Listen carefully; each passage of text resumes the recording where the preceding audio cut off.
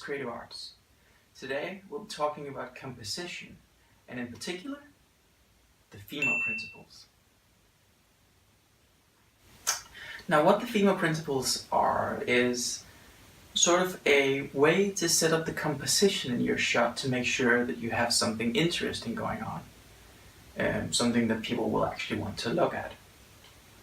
So let's start out with the basics. FEMO. Each letter is an abbreviation. F stands for frame and frame. E stands for extreme angles.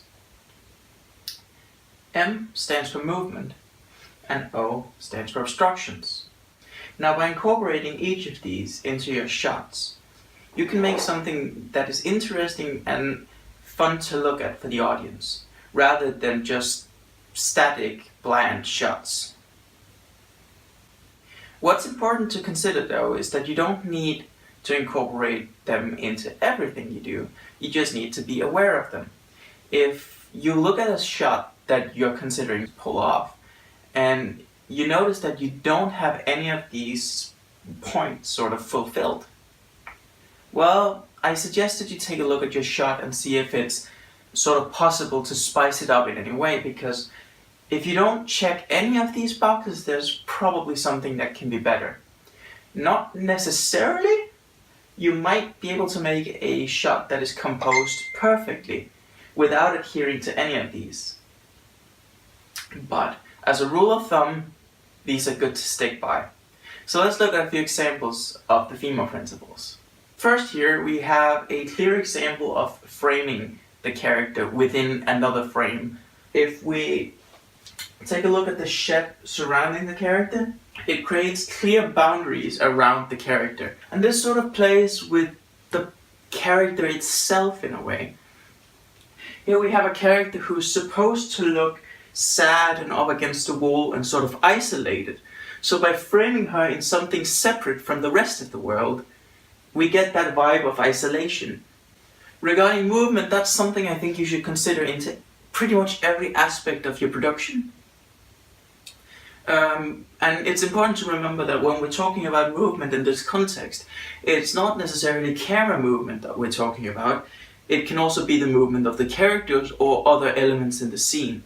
But blending different kind of movements is pretty good to do, and it can create a lot more dynamic and interesting shots than if you just have static scenes. I don't recommend always having a lot of movement going on, but know when it's appropriate for the scene. For instance, we need movement in this first shot to progress the scene, to get the character from point A to point B.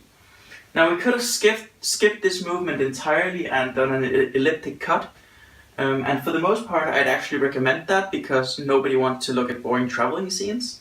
But we actually use the traveling, the movement of the characters in the story, and we have things happening to the characters while they're moving to make it interesting. And here we see the character moving and the camera moving along, following the character. This gives a really nice effect because we sort of feel like we, embodying the camera as the audience, want to follow the character rather than the character just moving separately from us. We are interested enough in what's going on that we, as the camera, follow along. Here we have a shot that perfectly illustrates both obstruction and an extreme angle.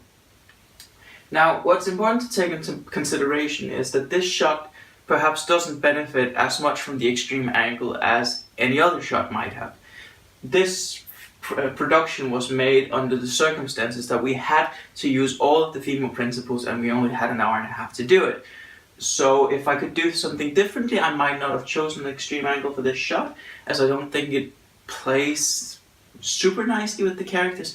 But regardless of how well it fits into the general story, you can undoubtedly see that it does create a more interesting shot than if we just seen them from the front or something. You know, this makes the camera sort of want to get behind the table and sort of closer to the characters to see what they're looking at on the table.